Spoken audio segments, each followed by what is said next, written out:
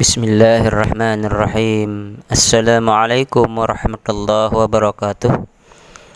Alhamdulillah wassalatu wassalamu ala Rasulillah wa qala ta'ala ya ayyuhalladzina amanu innamal khamru wal maisiru wal anshabu wal azlamu rijsum min amalis syaitan.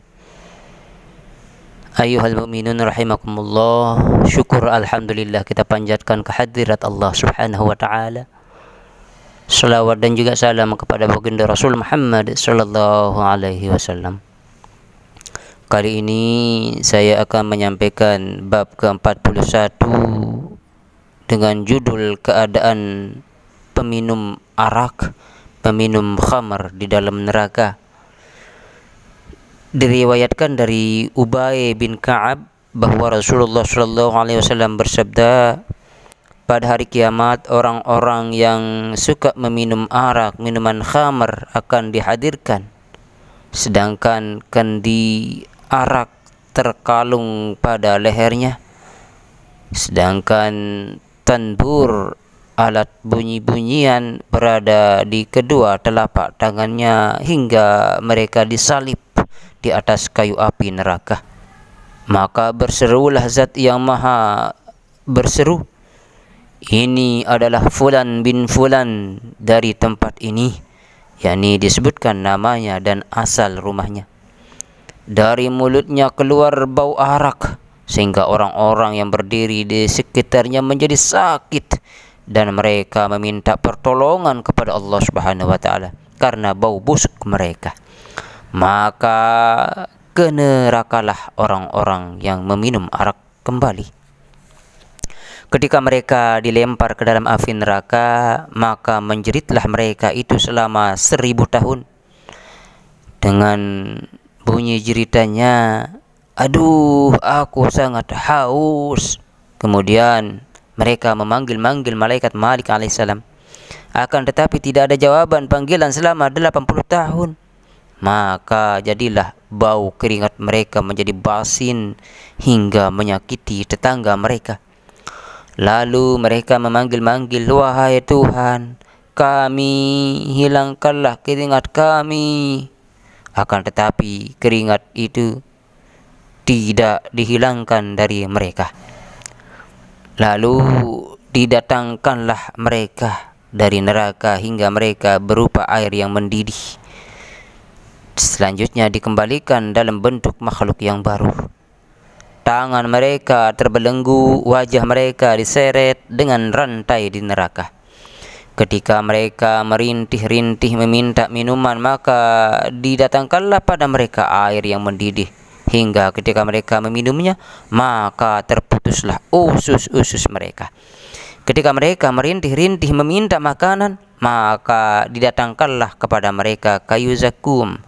Saat mereka memakannya, maka apa yang ada dalam perutnya dan apa yang ada dalam otaknya menjadi mendidih semua.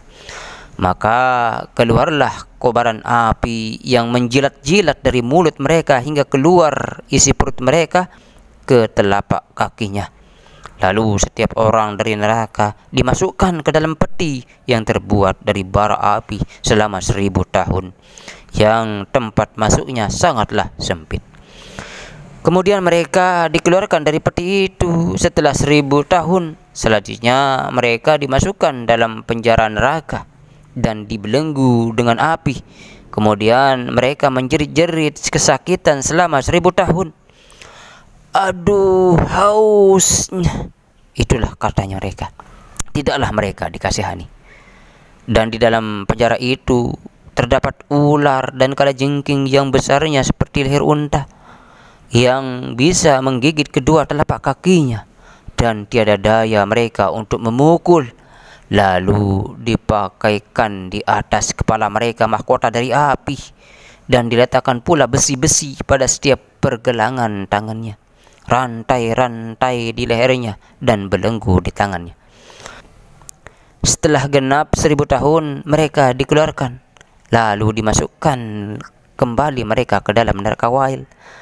Neraka Wail merupakan nama jurang dari neraka Jahanam. Panasnya lebih sangat, kedalamannya juga sangat dalam. Di dalamnya terdapat banyak sekali rantai-rantai, ular dan kalajengking. Mereka tinggal dalam neraka Wail selama 1000 tahun. Kemudian mereka memanggil-manggil, aduh Muhammad, memanggil Nabi kita Nabi Muhammad SAW, memanggil Nabinya.